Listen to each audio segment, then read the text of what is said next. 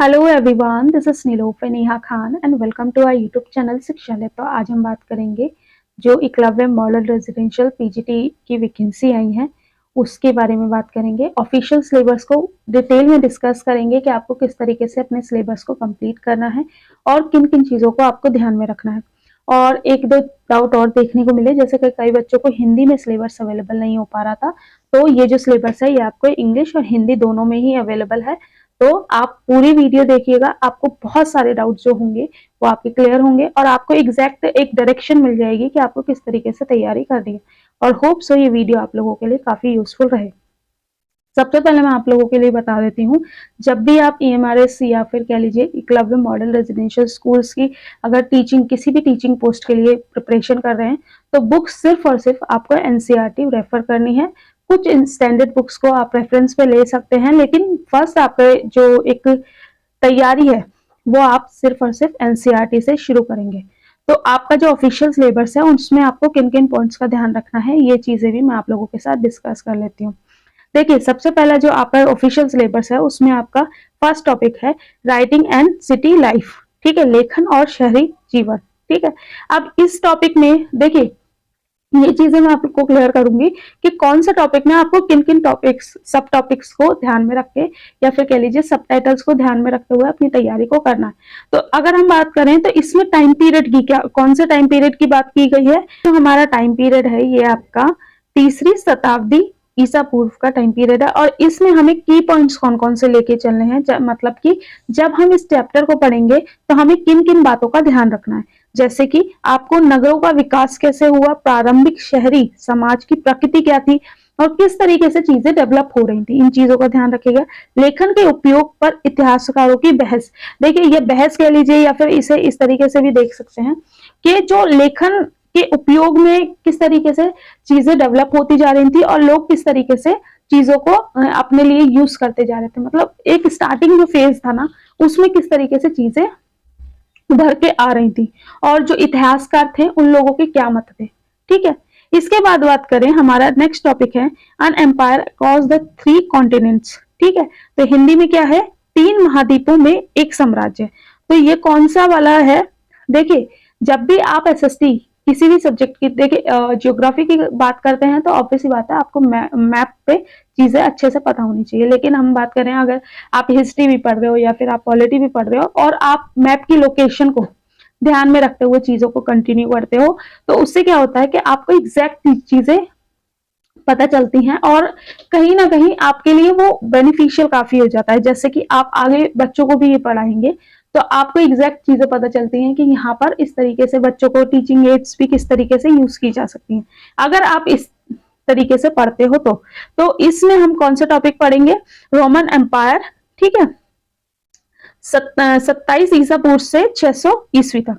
ठीक है, तो इसमें जो हमारे पॉइंट्स हैं, इंपॉर्टेंट पॉइंट्स, राजनीतिक विकास, आर्थिक विस्तार, धर्म सांस्कृतिक आधार पर और स्वर्गीय पुरातनता और गुलामी की संस्था पर इतिहासकारों की नजरिए। देखिए, अब इस वाले चैप्टर में हम क्या क्या पढ़ेंगे कि उस टाइम पे राजनीतिक विकास किस तरीके से थे, आर्थिक विकास, धार्मिक विकास और जो जितनी भी ये जो गुलामी की जो संस्थाएं थी इन पर इतिहासकार किस तरीके से चीजों को बता रहे थे या फिर उनका क्या नजरिया था। ठीक है, अब नेक्स्ट टॉपिक जो हमारा है नोमैडिक एम्पायर्स या फिर इसे कह सकते हो यायावर साम्राज्य या खाना बदोश भी कहते हैं। ठीक है, हिंदी में 2 नाम आपको देखने को मिलते हैं, खाना बदोश और यायावर। ठीक है, तो आप किसी से भी आप इस टॉपिक को समझ सकते हैं। फिर इसकी बात करें तो इसमें जो बात की जा रही है मंगोल 13 ईस्वी से और 14 ईस्वी शताब्दी के बीच की बात है, जिसमें कि आप इस टॉपिक में क्या पढ़ेंगे, खाना बदोश की जो प्रकृति थी उसके बारे में, साम्राज्यों का गठन। ठीक है, इसके बाद अगर हम बात करें विजय और अन्य राज्यों के साथ संबंध। ठीक है, इसके बाद खाना बदोश समाज और राज्य गठन पर इतिहासकारों के विचार। अब इतिहासकार देखिए, एक चीज आपको सिलेबस में चीजें समझ आ रही होंगी कि जब जब हम चीजें देख रहे हैं तो इतिहासकारों के जो मतलब इतिहासकार उस चीज को किस तरीके से देख रहे थे ये भी हमारे लिए बहुत इंपॉर्टेंट हो जाएगा। ठीक है, फिर इसके बाद अगर हम बात करें तो 3 ऑर्डर्स, 3 आदेश। ठीक है। अब इसका टाइम पीरियड की बात करें तो वेस्टर्न यूरोप 1300 से आपका 1600 सेंचुरी है, ठीक है। इसमें हम पढ़ेंगे सामंतवादी समाज और उसकी अर्थव्यवस्था, ठीक है।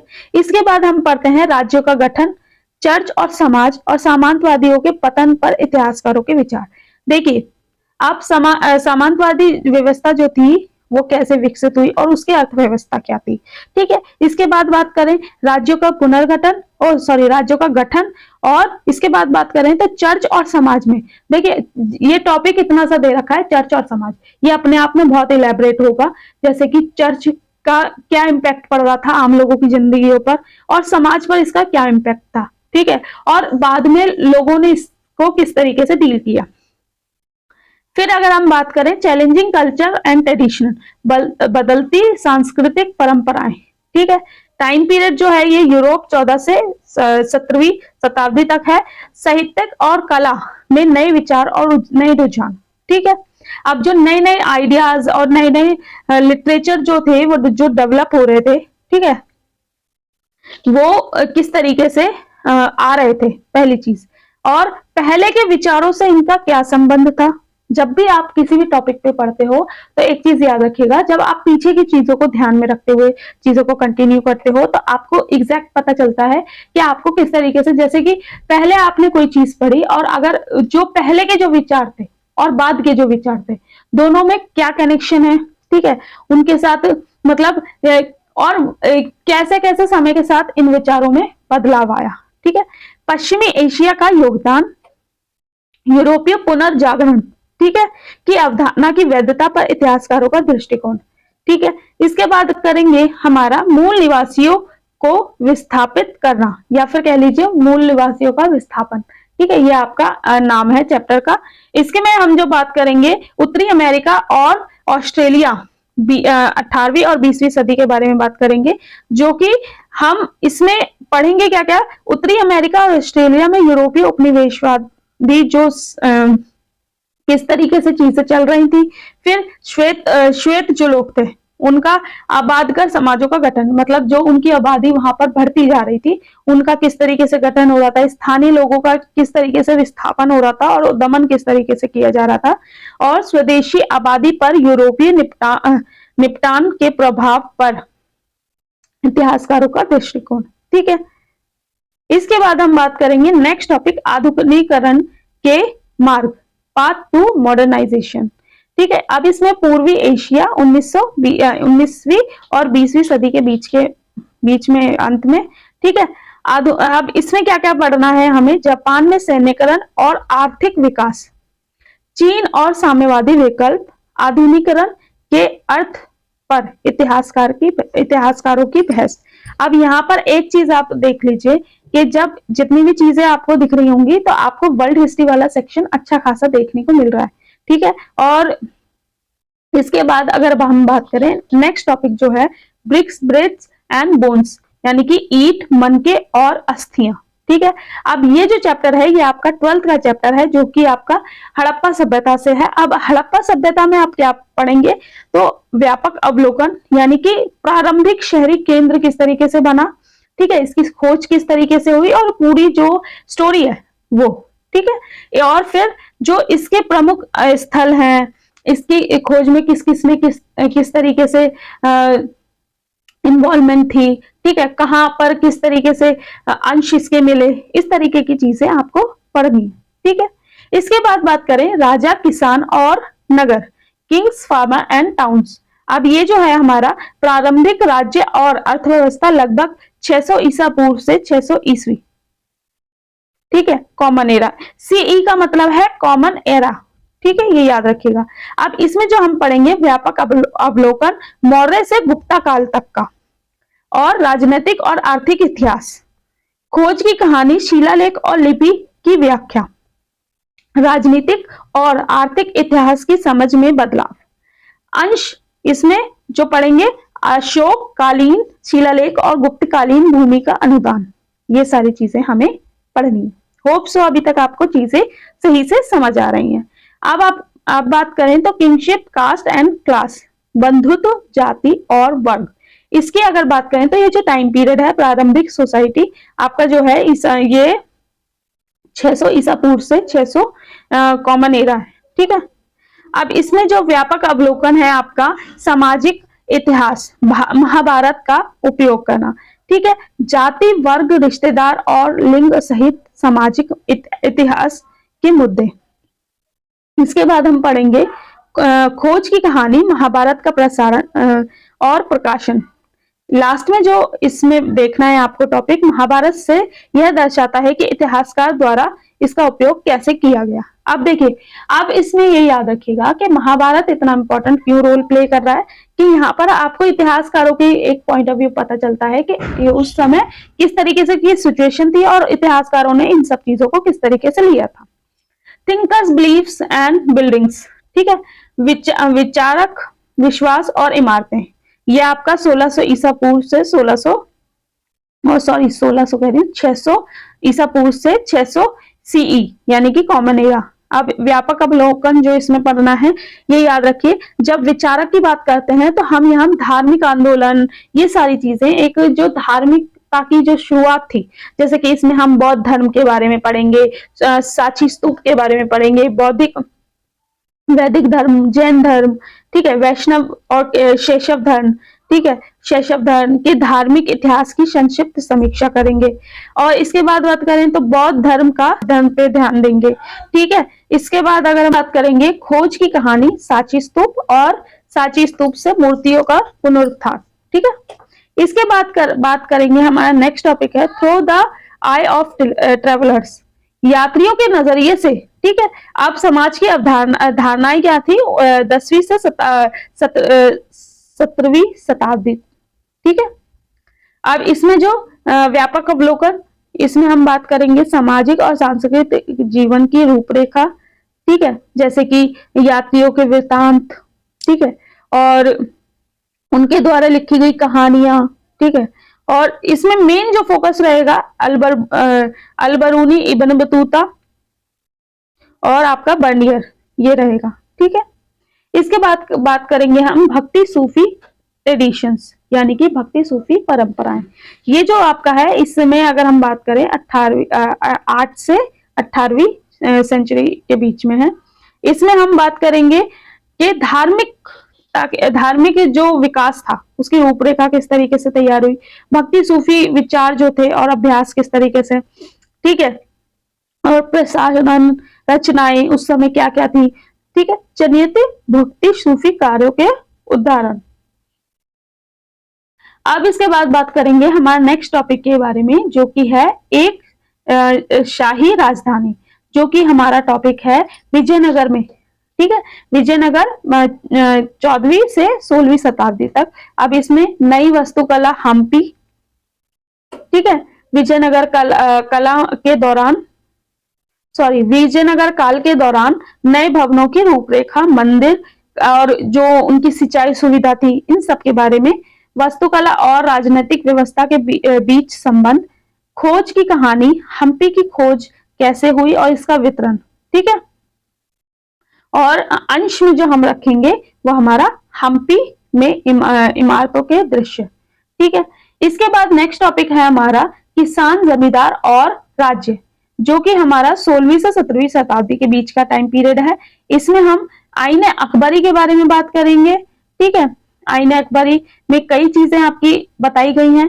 फिर 16वीं और 17वीं शताब्दी में कृषि की किस तरीके से क्या संरचनाएं थी और अवधि के दौरान परिवर्तन के पैटर्न, मतलब क्या क्या परिवर्तन हो रहे थे और किस तरीके से नई नई चीजों को डेवलप किया जा रहा था। डिस्कवरी की कहानी यानी कि आईन अकबरी के संकलन और अनुवाद का वितरण, ठीक है। और इसके बाद बात करेंगे उपनिवेशवाद और ग्रामीण इलाके। इसमें जो हम बात करेंगे व्यापक अवलोकन उपनिवेशवाद और ग्रामीण समाज आधारित रिपोर्टों के साक्ष्य से, ठीक है। इसके बाद जो हमारे मेन पॉइंट्स हैं, 18वीं सदी के अंत में जमींदार, किसान और कारीगर का जीवन किस तरीके से था, स्थायी बंदोबस्त स्थल और पहाड़ियां ये किस तरीके से इम्पैक्ट करी थी, आधिकारिक रिकॉर्ड्स की कहानियां, ग्रामीण समाजों में आधिकारिक जांच क्यों की गई और किस प्रकार के रिकॉर्ड्स और रिपोर्ट्स तैयार की गई, इसका विवरण, ठीक है। अंश जो है हमारा 5वीं रिपोर्ट्स से है। ठीक है, इसके बाद बात करें, हमारा नेक्स्ट टॉपिक जो है वो आपका है विद्रोह और राज्य, 1857 का विद्रोह और उसका प्रतिनिधित्व। ठीक है, ये बहुत इंपॉर्टेंट रोल प्ले करेगा आपका, क्योंकि ये जनरल पार्ट में भी आपको कहीं ना कहीं इसके क्वेश्चन देखने को मिल जाते हैं। इसमें अगर हम बात करें व्यापक अवलोकन, ठीक है, 1857 से 1858 की घटनाएं एकता की दृष्टि से, और इन घटनाओं को कैसे रिकॉर्ड किया गया और सुनाया कैसे गया, और फोकस किस पे, फोकस जो था वो लखनऊ था, मतलब किस किस तरीके से किस जगह पे कैसे कैसे चीजें हो रही थी, और जो अंश है हमारा, ठीक है, जो उस टाइम की टाइमलाइन थी, ठीक है, टाइमलाइन मतलब किस किस तरीके से चीजें उस टाइम पे हो रही थी, लोग किस तरीके से एक दूसरे के साथ मिलकर अपनी चीजों को कर रहे थे। महात्मा गांधी, और नेक्स्ट टॉपिक है महात्मा गांधी और राष्ट्रवादी आंदोलन। इसमें हम जो मोस्टली फोकस किया गया है वो आपका सविनय अवज्ञा आंदोलन और उसके आगे का। ठीक है, इसमें राष्ट्रवादी आंदोलन 1918 से 48 तक, और गांधीवादी राजनीति और नेतृत्व की प्रकृति, और फोकस इस पे जो किया गया है वो आपका महात्मा गांधी पर किया गया है।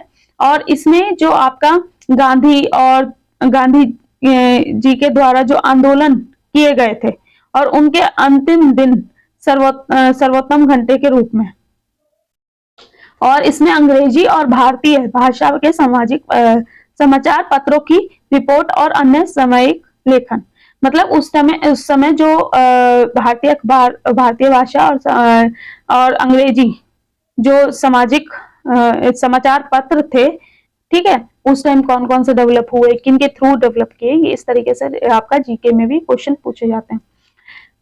अब फ्रेमिंग द कॉन्स्टिट्यूशन, संविधान का निर्माण। अब इसमें जो एक नए युग की शुरुआत, और इसमें हम बात करेंगे कि संविधान का निर्माण किस तरीके से हुआ, ठीक है, आजादी के बाद भी किस तरीके से जो परेशानियां थी वो लोगों को आ रही थी, और संविधान सभा का निर्माण किस तरीके से किया गया, और जो मेन फोकस जो किया गया है वो आपका इस बात पे किया गया है कि संविधान सभा में किस तरीके से एक एक चीज के लिए किस तरीके से बहस होती थी और किस तरीके से उन्हें डेवलप किया गया। और अंश जो आपका है, अब ये जो आपका सिलेबस है, ऑल ओवर सिलेबस है, देखने में बहुत छोटा लग रहा है, लेकिन अपने आप में जब आप इसे पढ़ने बैठोगे तो आपको एग्जैक्ट पता चलेगा कि अच्छा खासा सिलेबस यहाँ पर दे रखा है। इसके लिए आपको एनसीईआरटी फॉलो करनी है, और अगर आप मेरे हैंड रिटन नोट्स चाहते हैं, और अगर आप एनसीईआरटी नोट्स परचेज करना चाहते हैं मेरे, तो आप इस व्हाट्सएप नंबर पे कांटेक्ट कर सकते हैं, और आपको किसी भी तरीके की कोई भी डाउट हो तो कमेंट बॉक्स में कमेंट कीजिएगा। Thank you for watching, hope so ये वीडियो आप लोगों के लिए यूजफुल रहा हो, लेकिन मेरी बस यही रिक्वेस्ट है आप लोगों से, प्लीज प्लीज प्लीज इस वीडियो को लाइक एंड शेयर जरूर करें। आप एटलीस्ट अपने फ्रेंड सर्कल में या फिर अपने जितने भी नॉन टू हैं जो एसएसटी में या फिर जो पीजीटी हिस्ट्री की तैयारी कर रहे हैं, उन लोगों तक जरूर पहुंचाएं, क्योंकि काफी बच्चे परेशान हैं अपनी तैयारी को लेकर। होप सो आप लोगों के लिए सारी चीजें बेहतर मैं ला सकूं, और चलिए मिलते हैं फिर किसी वीडियो में। Thank you for watching.